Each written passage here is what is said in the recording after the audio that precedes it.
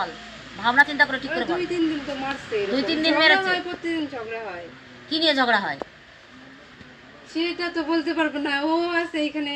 ওইখানে আমাদের কাছে গেলে পরে বলে সংসার করবে না, রাগারাগি দেখায়। হ্যাঁ, এখানে বলবে সংসার করবে। আমি যখন হ্যাঁ, এখনো বলবে যে যাবো আমি সংসার করবো, আবার ওখানে গেলে 1 মাস পরে ওর নাটক শুরু হয়ে যাবে। সেইগুলো আর চলবে না। সংসার করতে হলে ভালোভাবে সংসার করবে, ঠিক আছে? স্বামীর হাত ধরে যাবে, ইচ্ছা খুশি আসা যাবে না, কারণ দূরত্বের রাস্তায় ব্যবসা বাণিজ্য করে, যখন সময় সুযোগ বুঝে আসবে বাপের বাড়ি অবশ্যই আসবে, কিন্তু স্বামীর অবর্তমানে নয়, স্বামীকে জানিয়ে বুঝিয়ে আসবে। আর এনারা যখন মেয়ে বিয়ে দিয়েছেন তখন তো বুঝতে হবে যে মেয়ে এখন বিয়ে দিয়েছি মানে জামার কথা শুনতে হবে মেয়েকে, আমাদের কথা নয়। তো নেওয়ার জন্যই তো এসেছে, ও তো নেওয়ার জন্য এসেছে, এত কিছুই করতে আসেনি। ও একা আসতে ভাই ও এই যে মাঝে একটু মনোমালিন্য হয়ে গেছে, তো আমি একটু বলি যে এই কথা কাটাকাটি চলছে, হয়তো যে এটা না ওটা, বোন এসেছে হয়তো যেতে চাইছে না বা তোমরা পাঠাতে চাইছো না কোনো, বা অনেক দিন হয়ে গেছে, ওর মনেও একটা রাগ, বেটা ছেলে মানুষ, ব্যবসা বাণিজ্য করে খায়, দীর্ঘদিন ওয়াইফ এখানে পড়ে রয়েছে, ইয়াং ছেলে, সবটা বুঝতে হবে। এবার তা তোমাদের মধ্যে একটা কথা কাটাকাটি বা কিছু একটা মনোমালিন্য হয়েছে, একটু হলেও হয়েছে তো হয়েছে ব্যাস। এইবার ও একা আসতে পারছে না বউকে নিতে, এই দিদিদের হেল্প চেয়েছে, আমরা সঙ্গে নিয়ে ওকে বউকে নিতে এসেছি, এবং প্রবলেম কি আছে, কেন এমন হচ্ছে, সেই জায়গাটা সলভ করে আমরা বোনকে যদি ভগ্নিপতির হাতে দিতে হয় দিতে হবে, আর যদি তা না দিতে হয় তাহলে পরে বিকল্প পথ বেছে নিতে হবে, ঠিক আছে?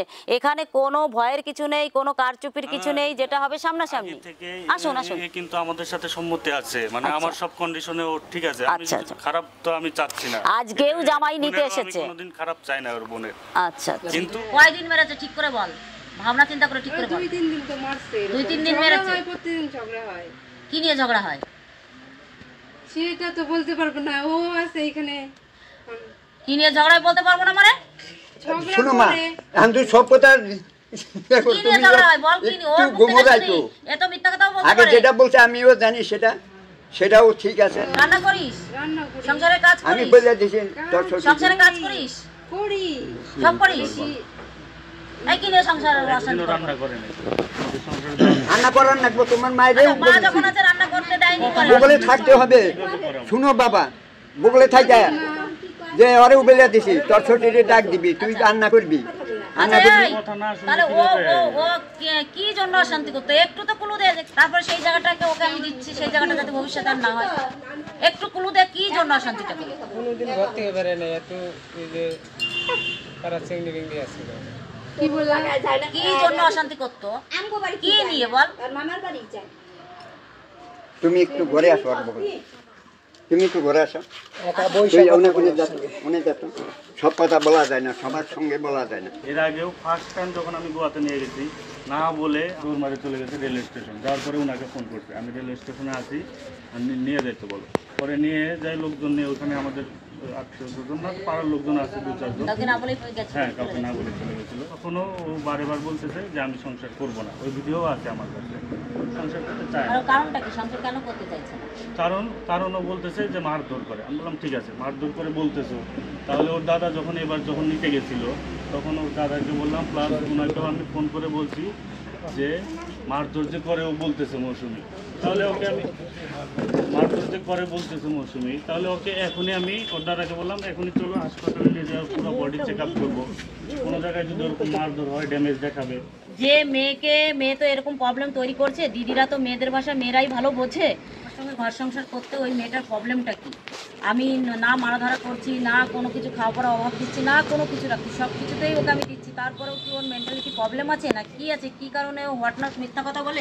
যদি কিনা কোনো প্রবলেম থেকে থাকে একটু আধটু, সেটা হচ্ছে একে কন্ট্রোল করতে হবে এবং একে ডাক্তার দেখিয়ে ঠিকঠাক করে নিতে হবে, তাই তো ভাই? ডাক্তার দেখিয়ে সেটা ঠিকঠাক করে নিতে হবে, থাকলেও একটু থাকতে হলেও হতে পারে, না হতে পারে, বা কিংবা তোমার পরিবারে গিয়ে সেটা পাগলামি হতে পারে, হ্যাঁ সেই সুযোগটা দেয়া হবে। এবার মাসি তো খারাপের জন্য দেয়নি, মাসি তো জেনে বুঝে ভালোর জন্যই দিয়েছে, এবং সুন্দরী মেয়ে দেখেছে, প্রতিবেশী জানাশোনা ভালো, হয়তো সব দিক থেকে ভালো বুঝেই তোমাকে মেয়েটা দিয়েছিল। এখন তার যদি সেখানে পছন্দ না হয়, মনের মতো না হয়, সে হয়তো একটু আধটু এটা ওটা কথা ছুটছে, কিন্তু সেক্ষেত্রে একটু বুঝিয়ে সুঝিয়ে নিতে হবে, ভালো ডাক্তার দেখাতে হবে, ঠিক আছে? সংসারটা যাতে হয় সেটার দিকে লক্ষ্য রাখতে হবে, আর সুখের সংসার করতে হবে। দেখে শুনে দিয়েছেন তো? তাহলে সেই মেয়ে যদি পাগল হয় তাহলে সেই পাগল মেয়ে নিশ্চয়ই আপনি দেখে শুনে দেননি।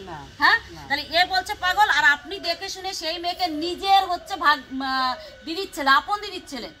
আপনি চাইবেন না যে কখনো একটা পাগল মানে মেন্টালিটি খারাপ কোনো একটা মেয়েকে আমার নিজের ভাইপো বা ভাইজি কি বলে একটা বঞ্জির ঘাড়ে আমি চাপিয়ে দিই, নিশ্চয়ই চাইবেন না।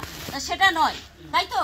সেটা নয়, কথাটা শেষ নয় করতে করতে উনি অনেক কিছু বলে ফেলেছেন, অনেক বুঝে ফেলেছেন এখানে। যাই হোক, তা আপনি তো সেটা জেনে বুঝে যাই হোক যে মেয়েটা ভালো দেখে শুনে, যেহেতু প্রতিবেশী অনেকদিন ধরে এখানে আছেন, বসবাস করছেন, দিয়েছেন।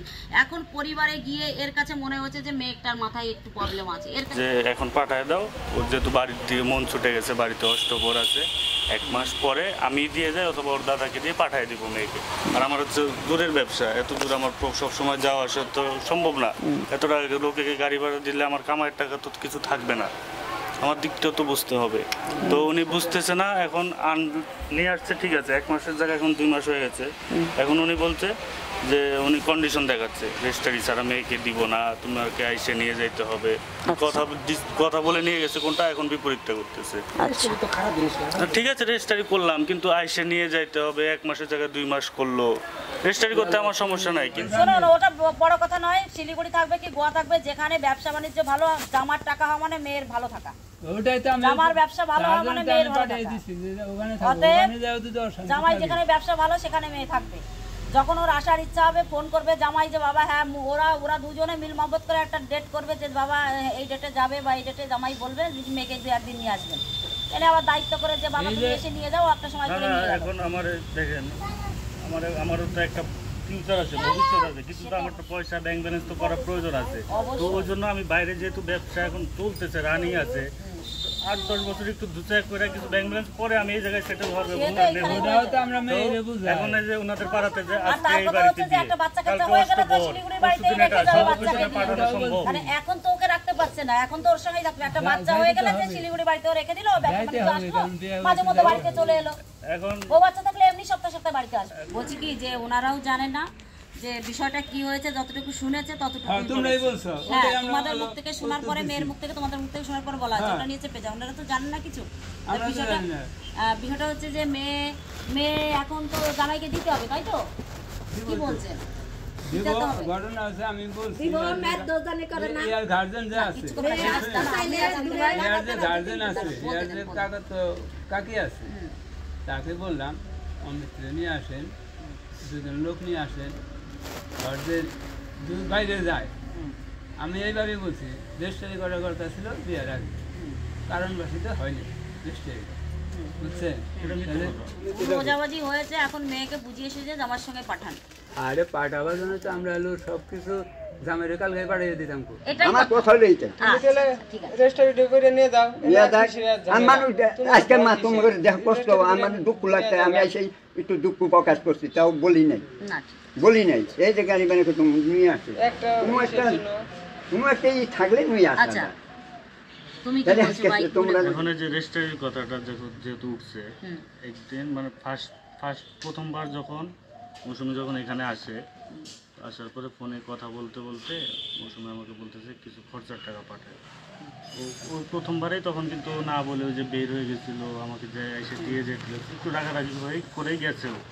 তো ওই রাগ নিয়ে আমি বলছি আর কি, তুমি বাপের বাড়ি থাকা অবস্থায় আমি 1 টাকা পাঠাইতে পারবো না, এখানে আসো তোমার কি লাগে, যত টাকা পয়সা যত কিছু লাগে আমি সব দেবো, তুমি এখানে আসো। ওই জায়গায় থাকা অবস্থায় আমি 1 টাকা পাঠাতে পারবো না। তো ওই টাইমে কত লাইনে আছে মৌসুমি, পাশে থেকে শাশুড়ি বলতেছে একবার খালি রেজিস্ট্রারি করায় নেই, কেমনি টাকা আদায় করা লাগে আমাদের জানা আছে। দুধ যে দেয় নাতি গুড়ি খাইয়েও দেয়। আজকে তুমি 500 দিবে না, 1000 দিবে না, 2000 দিবে না, 1000 দিবে, তোমার ফল্লা দিব না। এটা কোন কথা কো ভাষা, কোন ভাষাটা বললা তুমি? আচ্ছা রেজিস্ট্রি আসবো তাকে টাকা দিবে না, রেজিস্ট্রি করা নিয়েই হতে পারে বা যে কোনো কারণ কিছু তো হয়েছে, কিছু তো হয়েছে, তাই তো? ওটা কি করবে কথা দিব পরে আমি চিন্তা করি। এটা কথা বলে তো আমার কথা ছাড়া একটু আগে মেলা কথা কি বলছি, তো সে কি করতে হবে না করতে হবে সে আমরা বুঝে দেবো। তুমি রেজিস্ট্রি করবে কিনা সেটা বলো। রেজিস্ট্রি করলে পরেই যে টাকা দিতে হবে ঝুড়ি ঝুড়ি, মেয়ে সংসার না করলে সেটা শোনো, ন্যায় বিচার আছে, আইন আদালত আছে, লড়তে হবে। আর সবকিছু হচ্ছে প্রমাণ সাপেক্ষ। প্রমাণ হবে তবেই না সেই জিনিসটা সে পাবে, বা প্রমাণ হবে তবেই না সেই বিচারটা হবে। অফিস আছে ওখানে যেতে হবে, নাহলে নাহলে উকিলকে ডাকতে হবে, নাহলে এনারা যদি বলেন যে আমার বাড়িতে হবে তাহলে এখানেই হবে। ওই আসছে কাল হয়ে যাবে, নেই হয়ে যাবে, এখানে হবে, এখানে হয়ে যাবে, অসুবিধা তাহলে তো চাপ নেই আপনাদের। এই যাওয়া আসা উকিলে কাজ করবো, আশা হয়েছে কাজই উকিলে করবো, উকিল এখানেই আছে। না, রেজিস্ট্রি যে বলে সে আমার নাম্বার দিয়েছিল, আমি তোমার বাড়িতে যাই চলে আসবো। ঠিক আছে, আপনি কথা বলুন। আমার কাছে ভোটার কার্ড নাই তো। ভোটার কার্ড লাগবে না, আধার কার্ড হলে আজকে একটা কথা, যদি আমার এই মাসিমা যদি আপনার ছেলের বউকে বলে এই তুমি এইভাবে না এইভাবে করো, সেটা তো ভালোর জন্য বলছে, তার মনে হবে যে আমার শাশুড়ি আমাকে সবসময় খোঁচাচ্ছে। কিন্তু ঘটনা হচ্ছে তোমারই একটু কন্ট্রোলে রাখো না, মানে ভালোবাসা দিয়ে কন্ট্রোল করতে কন্ট্রোল করতে হবে।